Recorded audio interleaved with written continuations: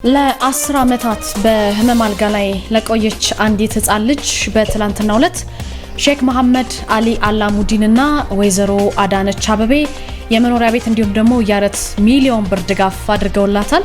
የዝችን ህፃን ጉዳይ በዜናችን ተሰማላችሁ። ከንቲባዋ መልእክት ማስተላልፈዋል። በአማራ ክልል ሰሜን ሸዋ ዞን ቀይት ንዑስ ወረዳ ጉዶ በረት በሚባል ቀበሌ ላይ ከባድ የትራፊክ አደጋ ደርሶ ነበር። በትላንትናው ዕለት ተጎጂዎችም ወደ ደብረ ብርሃን ሆስፒታል ሄደዋል። ይሄን ጉዳይ በተመለከተ አደጋውን በአጠቃላይ በዜናችን እነግራችኋለን።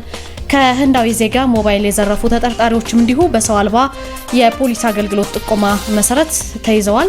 እርምጃው ምንድነው እንነግራችኋለን። አንድ ግለሰብ የ6 ወር ነፍሰ ጡር የትዳር አጋሩን በአሰቃቂ ሁኔታ ገድሏታል።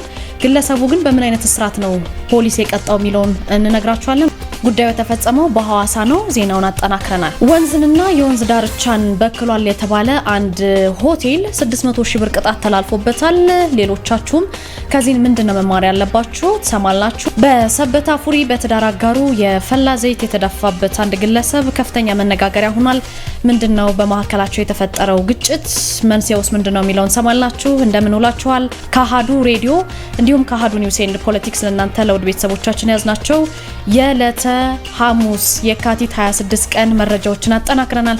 አዘጋጅቼ ደግሞ የማቀርበው እኔ ናርዶስ አለማየሁ ነኝ። አብራችሁ እንድትሆኑ በድጋሚ ጋብዛችኋለሁ። በቀጥታ ወደ መረጃዎቹ እናልፋለን። ምስራች የዲፕሎማት ሰፈር በሆነው በቡልጋሪያ ከቴምር ሪል ስቴት የተሰጠ ገጸ በረከት በአፍሪካ ህብረት አቅራቢያ እጅግ ዘመናዊ ኮምፓውንድ አፓርትመንት ቤቶችንና የንግድ ሱቆችን ከ20% ቅድመ ክፍያ ጀምሮ በማይታመን ዋጋ እንሆ ከ30% እውነተኛ ቅናሽ ጋር ስቱዲዮ 44 ካሬ 3.5 ሚሊዮን ብር፣ ባለ 1 መኝታ 67 ካሬ 5.4 ሚሊዮን ብር፣ ባለ 2 መኝታ 98 ካሬ 7.8 ሚሊዮን ብር እንዲሁም ባለ 3 መኝታ 127 ካሬ 10 ሚሊዮን 200 ሺህ ብር።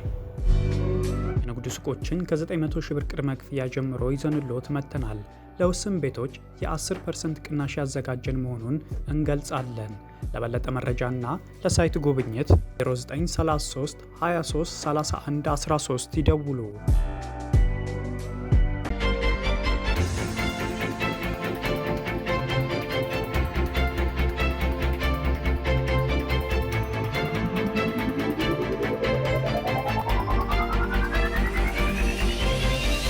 በከፍተኛ የአንጎል ውስጥ ውሃ መቋጠርና የአንጎል ግፊት መጨመር ምክንያት ላለፉት 10 ዓመታት ባልጋ ላይ የቆየች አንድ ህፃን አለች።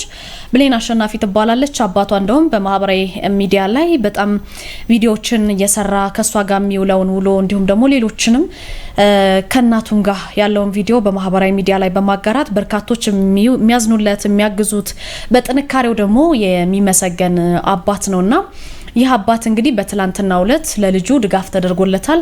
ወደ ውጭ ሀገር ሄዳ ለምትታከምበት የ4 ሚሊዮን ብር ድጋፍ ነው የተደረገላት። እኩያ እህት አላት። ነገር ግን በጤና ችግር ምክንያት እንደ ልጆች መቦረቅ አልቻለችም።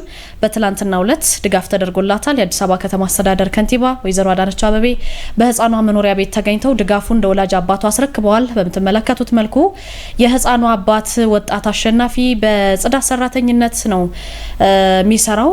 እናቱ በሌሉበት ብሌንን ታናሽ እህቱን እናት በሌለበት ብቻውን ሆኖ ብሌንና ታናሽ እህቱን አካል ጉዳተኛ እህቱን እንዲሁም አቅመ ደካማ እናቱን የሚንከባከብ ጠንካራ ወጣት ነው። ማህበራዊ ሚዲያ ላይ በስፋት ታውቁታላችሁ። ቤተሰቡ በአሁኑ ወቅትም የሚኖርበት ቤት ለህፃኗ ጤና አስቸጋሪ ነው። በምትመለከቱት መልኩ ነው ኑሯቸውን የሚገፉት። አስተዳደሩ ደግሞ የተሻለ መኖሪያ ቤት እንዲያገኙ መወሰኑም ነው የታወቀው። ለህፃን ብሌን አጠቃላይ የህክምና ወጪ የሚውለው 4 ሚሊዮን ብር ነው። ይህንን 4 ሚሊዮን ብር የሸፈኑት ሼክ መሐመድ ሁሴን አሊ አላሙዲ ናቸው። ይህንን የጠቀሱት ከንቲባዋ ናቸው። ለባለ ሀብቱ ትልቅ የሆነ ምስጋናቸውን አቅርበዋል። እሳቸው ከንቲባዋ በማህበራዊ ትስስር ገጻቸው ባጋሩት መልእክትም ህፃኗ አስፈላጊውን ህክምና አግኝታ እንደ ኩዮቿ የምትቦርቅበትና ትምህርት ቤት ደግሞ የምትሄድበት ጊዜ ቅርብ እንዲሆን መልካም ምኞታቸውን በመልእክታቸው አስተላልፈዋል። ከንቲባዋ ትላንትና በመኖሪያ ቤታቸው ተገኝተው የሼህ አላሙዲን ስጦታና እሳቸው ደግሞ የሚያስፈልገውን ነገር አበርክተውላታል ማለት ነው።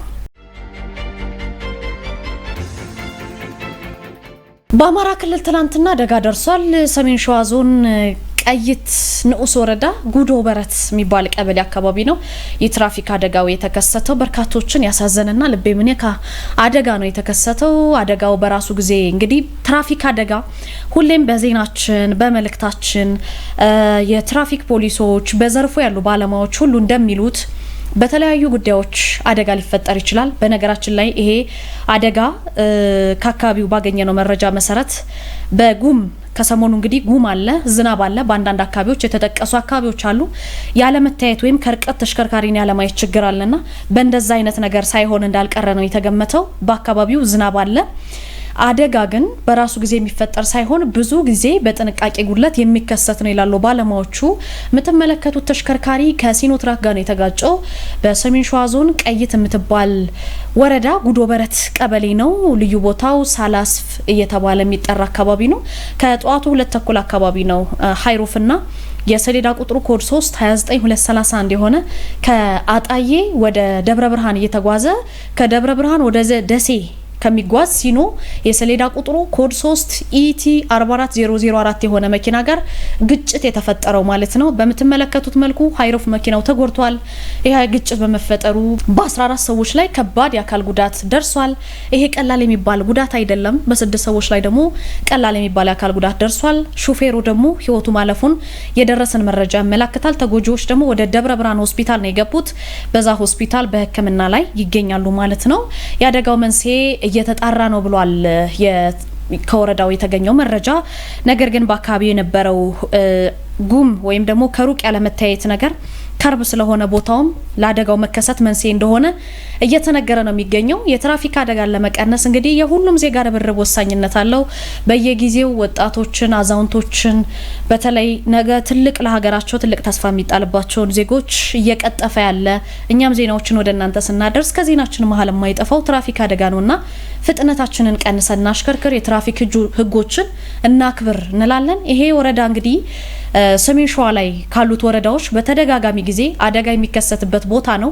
መንገዱ በጣም ጠመዝማዛ ነው። እይታን የሚከለክሉ ጫካ ያሉት ቦታ ነው። በዚህ በሰሜን ሸዋ የሚገኘው ቀበሌዋ ማለት ነው ቅድም የጠቀስኩት።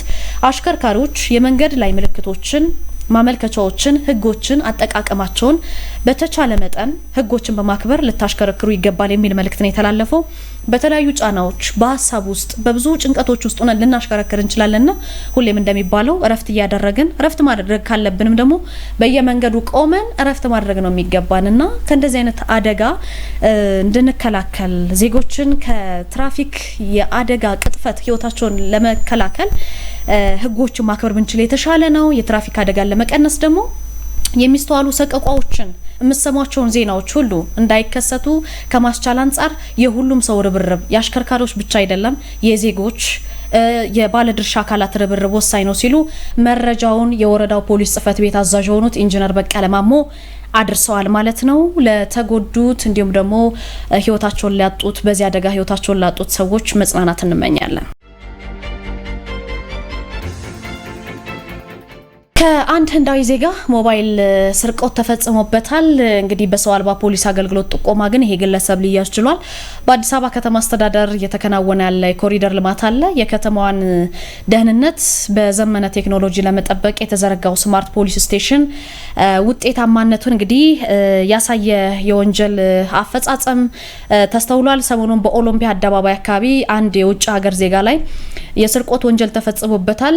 የተፈጸመውን የስርቆት ወንጀል ፖሊስ በቴክኖሎጂ የታገዘ ፈጣን ምላሽ ሰጥቶ በደቂቃዎች ውስጥ ነው መፍታት መቻሉ የተገለጸው። የካቲት 20 እንግዲህ ባለፈው ጊዜ ከ4 ቀን ወይም 5 ቀን በፊት የካቲት 20 ላይ ምሽት 2 ተኩል ገደማ ሚስተር ሳንቶስ ኩማር የተባለ አንድ ህንዳዊ ዜጋ ኦሎምፒያ አካባቢ ኦሎምፒያ አደባባይ ጋር አዲስ የተገነባ የእግር መንገድ ላይ እየተጓዘ ነበረ። 2 ሰዎች ለልመና ወይም ለምጽዋት በመምሰል ቀርበው ዘመናዊ ሞባይል ስልኩን በመቀማት ከአካባቢው ተሰውረው ነበረ። ተበዳዩ ወደ ተለመደው የፖሊስ ጣቢያ በአካል በመሄድ ከማመልከት ይልቅ በአቅራቢያው የሚገኘውን የዲጂታል አማራጭ የተገነባውን ሰሞኑን የተገነባ ነው ስማርት ፖሊስ ስቴሽን ተጠቅሞ ወዲያውኑ ለኢትዮጵያ የኢትዮጵያ ፌዴራል ፖሊስ ኦፊሰር ነው ጥቆማውን የሰጠው። ከስማርት ጣቢያው የተላለፈውን የመረጃ ጥቆማ ተቀበለ የፖሊስ ኦፊሰር። ከዛ በኋላ ወዲያውኑ ነው በአካባቢው ለሚገኘው የባምቢስ ፖሊስ ጣቢያ መረጃውን በማስተላለፍ የጸጥታ ኃይሉ እንዲሰማራ ያደረገው። በዚህ መሰረት ምንድነው የሆነው? ፖሊስ ወዲያውኑ ባደረገው የተጠናከረ ክትትል ተጠርጣሪዎቹን እጅ ከፍንጅ በቁጥጥር ስር ነው ያዋላቸው። በዚህ ቴክኖሎጂ አማካኝነት እናንተም እንደዚህ አይነት አካባቢ በተለይ ቦሌ አካባቢ ከሆናችሁ የስርቆት ወንጀል ሲፈጸም ፖሊስ ስቴሽን ሂዳችሁ በቀላሉ ቨርቹዋል ማመልከት ትችላላችሁ ማለት ነው። የተሰረቀው ንብረት ዘመናዊ ስልክ ነው፣ ሳይጓደል ምንም ነገር ሳይሆን ለባለቤቱ ለዚህ ህንዳዊ ዜጋ እንዲመለስ ነው የተደረገው። ንብረቱ የተመለሰለት ሚስተር ሳንቶስ ኩማር ለፌዴራል ፖሊስ ምስጋና አቅርቧል። የኢትዮጵያ ፖሊስ ተቋም የታጠቀው ዘመናዊ ቴክኖሎጂ የሰጠው ፈጣን ምላሽ አስገራሚ መሆኑን አግኝቼዋለሁ ነው ያለው። ይሄ ዜጋ በስራዬ ምክንያት በበርካታ ሀገራት ተዘዋውሬ ያለው እንደዚህ አይነት የተቀላጠፈ የቴክኖሎጂ የተደገፈ የፖሊስ አገልግሎት ማግኘቴ አስደስቶኛል ሲል አድናቆቱን ተናግሯል። ይሄ ክስተት የከተማ አስተዳደሩ ወይም ስማርት ሲቲ የሚባለው የመገንባት ራዕይ አካል የሆነ ነው። የጸጥታ ዘርፍ ዘመናዊነት የነዋሪዎችና የጎብኚዎችን ደህንነት በአስተማማኝ ሁኔታ ለመጠበቅ ያለውን ፋይዳም በተግባር ያረጋገጠ መሆኑ ተመላክቷል። በዚህ መሰረት ይሄ ህንዳዊ ዜጋ ንብረቱ ሊመለስ ችሏል። አንድ 6 ወር ነፍሰ ጡር በትዳር አጋሯ ተገድላለች። እንግዲህ ከሰሞኑ የሚሰሙ የወንጀል ድርጊቶች ከባድ የሆኑ የወንጀል ድርጊቶች ናቸው። ይሄ የሆነው በሐዋሳ ከተማ ነው። በሐዋሳ ከተማ አስተዳደር ቱላ ክፍለ ከተማ ሀቤላ ወንዶ ቀበሌ ካፋሪ ተብሎ በተለምዶ የሚጠራ አካባቢ ላይ ነው።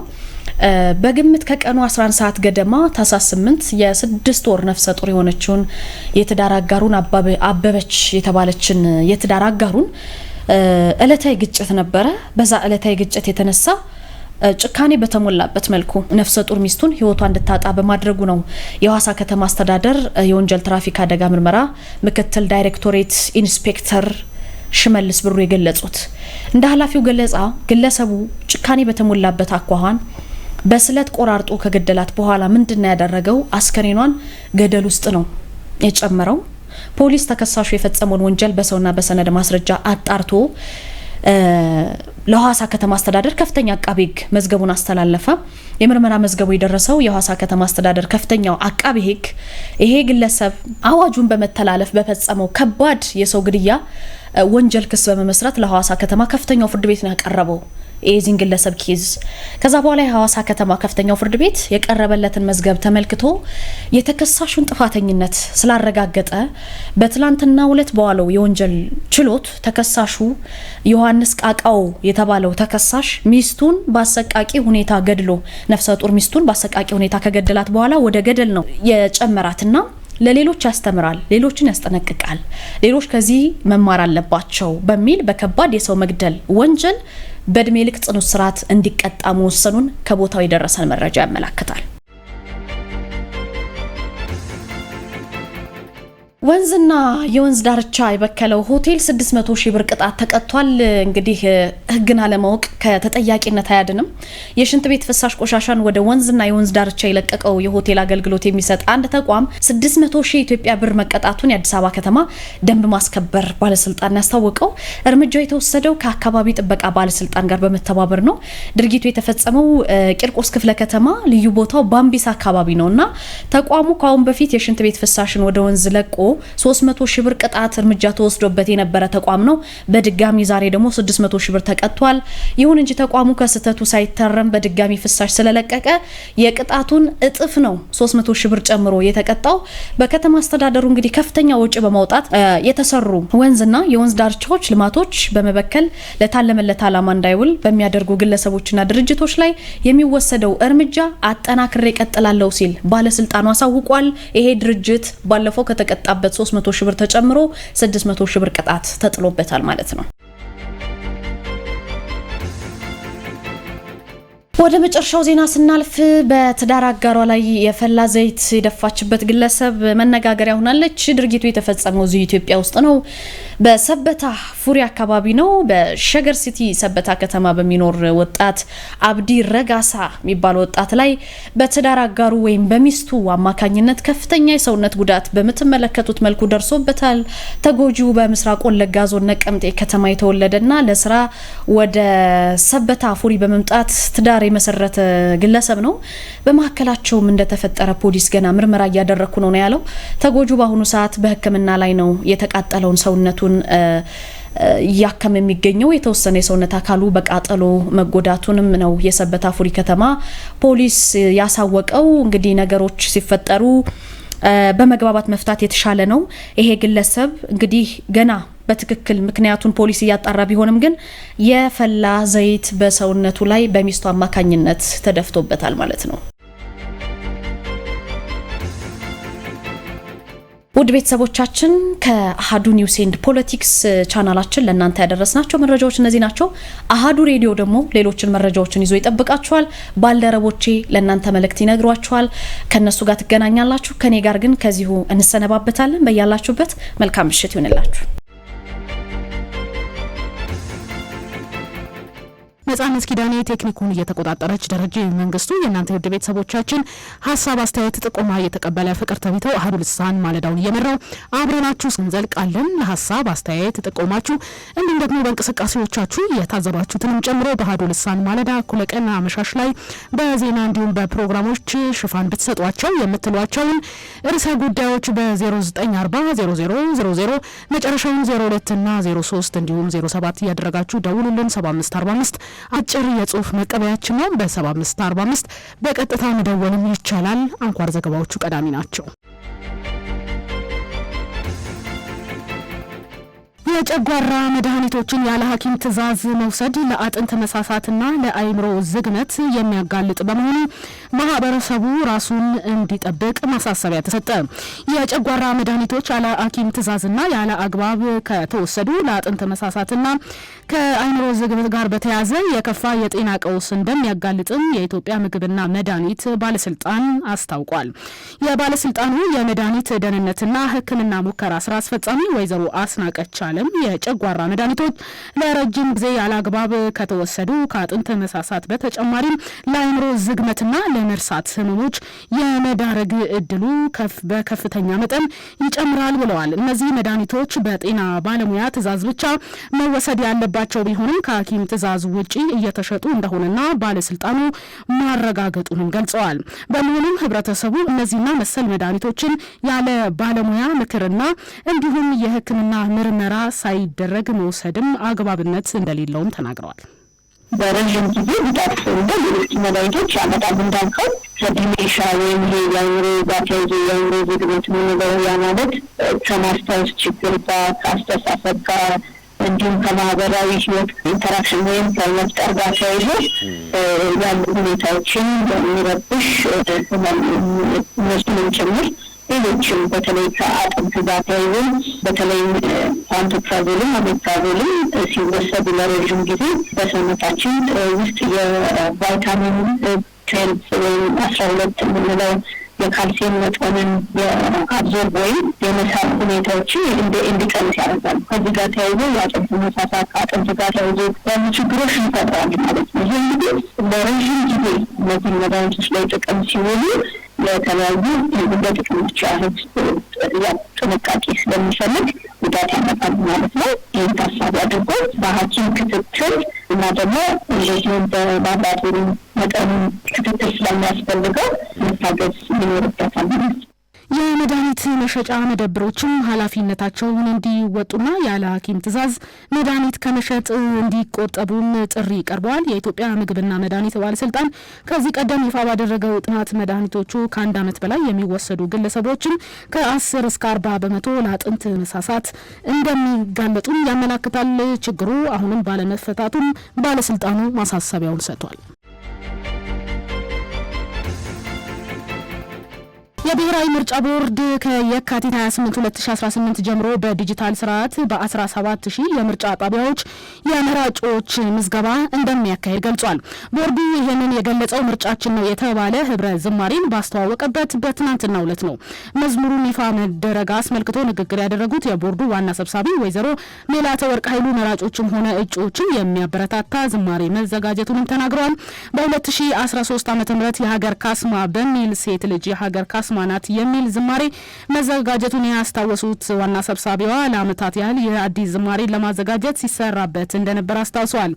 በዚህ ህብረ ዝማሬ ይፋዊ ፕሮግራም ላይ የቦርዱን የቅድመ ዝግጅት ስራ በተመለከተ አጠር ያለ ማብራሪያ ሰጥተዋል። ቦርዱ የእጩዎች ምዝገባ ከጥር 1 ጀምሮ እስከ የካቲት 16 ቀን 2018 ዓ.ም ድረስ ሲካሄድ መቆየቱን የገለጹት ወይዘሮ ሜላት ወርቅ ኃይሉ በርካታ ቁጥር ያላቸው እጩዎች ተመዝግበዋል ብለዋል። ምን ያህል እጩዎች ተመዝግበዋል የሚለውን በሳምንት ውስጥ የማጥራት ስራ መሰራቱን ገልጸው በቀጣይ የእጩዎችን ዝርዝር ይፋ ይደረጋልም ሲሉም ተናግረዋል። ከዚህ ጎን ለጎን የካቲት 28 ከቅዳሜ ጀምሮ የመራጮች ምዝገባ በተለይም በዲጂታል መንገድ ምዝገባው እንደሚካሄድም ገልጸዋል። የዲጂታል የመራጮች ምዝገባ በ17000 ምርጫ ጣቢያዎች ላይ ብቻ የሚካሄድ መሆኑን የገለጹት ሰብሳቢዋ ቦርዱ ካለው 45000 ጣቢያዎች መሆኑን ገልጸዋል። ይህም ምዝገባ በ3G በተለይም የኢንተርኔት በይነ መረብ ተጠቃሚ በመሆን ላይ የሚካሄድ መሆኑን የገለጹ ሲሆን ቀሪው በተለመደው አሰራር ይካሄዳል ብለዋል። በትናንት አመሻሽ መርሃ ግብር ምርጫችን ነው የተሰኘው መዝሙር ይፋ ተደርጎ በጋራ የፖለቲካ ፓርቲዎች እንደዘመሩም አህዱ በቦታው ተገኝቶ ለማወቅ ችሏል።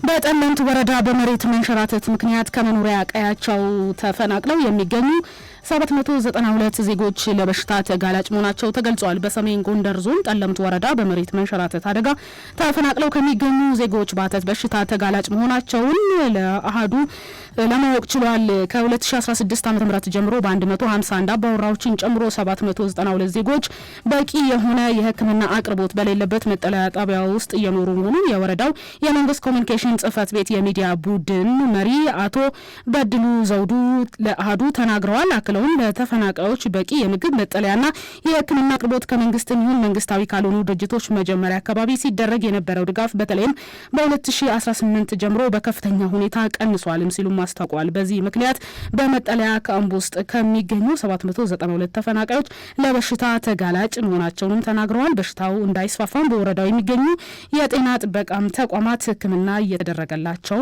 መሆኑንም ተናግረዋል። መኖሪያ ቤታቸው ያልተመለሱ ያው ቤታቸው የፈረሰባቸው ቦታውም ደግሞ እጅግ በጣም አደገኛ ስለሆነ መመለስ ያልቻሉ 151 አባወራ በሰብ ደረጃ 792 ቤተሰብ አባላት ናቸው። አሁንም በቀበሌው ማዕከል ግብርና እና ጤና ጣቢያ ላይ ተጠልለው የሚገኝ ዳታና የተለያዩ አቅርቦቶች አኳያ አደጋው በተከሰተበት ወቅት የተለያየ ሀገር አቀፍ ንቅናቄ ተደርጎ ከመንግስታዊ ካልሆኑ ድርጅቶችን በዛን ሰዓት የተለያዩ ድጋፎች ሲደረጉላቸው ነበሩ። እነዛ ድጋፎች ባለፈው ዓመት በደንብ የቀጠሉበት ሁኔታ ነበርና በዚህ ዓመት ግን ድጋፉ እዚህ ግባ የሚባል አይደለምና ተደረገላቸው ድጋፍ አሁን በተለይ 2018 ከገባ ጊዜ ጀምሮ ይህን ያክል በቂ ድጋፍ የተደረገላቸው ሁኔታ የለም። እንዲሁ ያው መጠለያ ነው እያሳለፋል። ከዚህ በፊት ያው ለእናንተ ሚዲያም ትምህርት የተናገርነው አለ። እዚህ ከተፈናቅለው ነበር ሰዎች መካከል የሞቱ ሰዎች የተናገርነው አለ። ከእነሱ በተጨማሪ ሌላ አሁን በተለይ በቅርቡ ሆቴል ህመም አልፎ አልፎ እንደ አሰት ነገር የሚከሰትበት ሁኔታ ላይ ያው በወረዳው ጤና ጥበቃ ሕክምና ያደርግላቸው። የቡድን መሪው አክለውም አካባቢው የጸጥታ ስጋት ያለበት በመሆኑ ተፈናቃዮች ወደ ቀድሞ አካባቢያቸው ወይም ቀያቸው እስካሁን መመለስ እንዳልቻሉም አመላክተዋል። የሶማሊያ ፓርላማ አዲሱን ህገ መንግስት አጸደቀ። የሶማሊያ ፓርላማ ለረጅም ጊዜ ሲጠበቅ የነበረውን አዲስ ህገ መንግስት አጽድቋል። በአዲሱ ህገ መንግስት መሰረት የሀገሪቱ ፕሬዝዳንትና የህግ አውጪዎች በህዝብ ይመረጣሉ። በተመሳሳይም አዲሱ ህገ መንግስት ጠቅላይ ሚኒስትሩ በፕሬዝዳንት እንዲሾሙ ደንግጓል። ነገር ግን በፓርላማ ሊሰናበቱም ይችላሉ። አንድ ግለሰብ የሶማሊያ ፕሬዝዳንት በመሆን ለሁለት የስልጣን ዘመን ሊያገለግል ይችላል። ግለሰቡ ፕሬዝዳንት ለመሆን በትውልድ ሶማሊያ ዜጋ መሆን አለበት። እናቱ የውጭ ሀገር ዜጋ ከሆነች መወዳደር አይችልም። በተጨማሪም ፕሬዝዳንቱ፣ ጠቅላይ ሚኒስትሩ፣ የፓርላማ አፈ ጉባኤና የጠቅላይ ፍርድ ቤት ዋና ዳኞች ድርብ ዜግነት እንዳይኖራቸውን ይከለክላል። ከተሾሙ ማንኛውም የውጭ ሀገር ዜግነት መተው አለባቸው። እንዲሁም የውጭ ዜጋ የትዳር አጋር እንዳይኖራቸውን ይከለከላሉ። አዲሱ ህገ መንግስት በአውሮፓውያን 2012 የጸደቀውን ጊዜያዊ ህገ መንግስት የሚተካ ሲሆን በርካታ ቁልፍ አንቀጾች እንደሚገመገሙና እንደሚሻሻሉም ደንግጓል። ዘገባው የአናዶሉ ነው። በኢራን ውስጥ የጤና ተቋማትና የሕክምና ሰራተኞች እየተጎዱ መሆኑ ተገለጸ። በኢራን ውስጥ በጦርነት ምክንያት የጤና ተቋማትና የሕክምና ሰራተኞች እየተጎዱ መሆናቸውን የዓለም የጤና ድርጅት አስታውቋል። የዓለም የጤና ድርጅት ዋና ዳይሬክተር ቴድሮስ አድሃኖም በርካታ ሆስፒታሎችና የድንገተኛ ማዕከላት ጉዳት እንደደረሰባቸውም ገልጸዋል። በቴህራን በሚገኘው የሞታሪ ሆስፒታል አቅራቢያ የደረሰው ፍንዳታዎች ታካሚዎችና የጤና ሰራተኞች ከአካባቢው እንዲወጡ ማስገደዱም ተጠቁሟል። በተመሳሳይ በሌሎች ከተሞች ውስጥ የሕክምና ድንገተኛ ማዕከላት ጉዳት ደርሶባቸዋል። ቢያንስ 2 የሕክምና ሰራተኞች ደግሞ ቆስለዋል። ዋና ዳይሬክተሩ በጦርነቱ ውስጥ የተሳተፉ ሁለቱ አካላት የጤና ሰራተኞችና የሕክምና ተቋማትን እንዲጠብቁ አሳስበዋል። አሜሪካና እስራኤል ቅዳሜ ዕለት በኢራን ላይ ከፍተኛ ጥቃት ከፈጸሙ በኋላ ከፍተኛ ባለስልጣናትን ጨምሮ ሰዎች ተገድለዋል። ዘገባው የአናዶሉ ነው።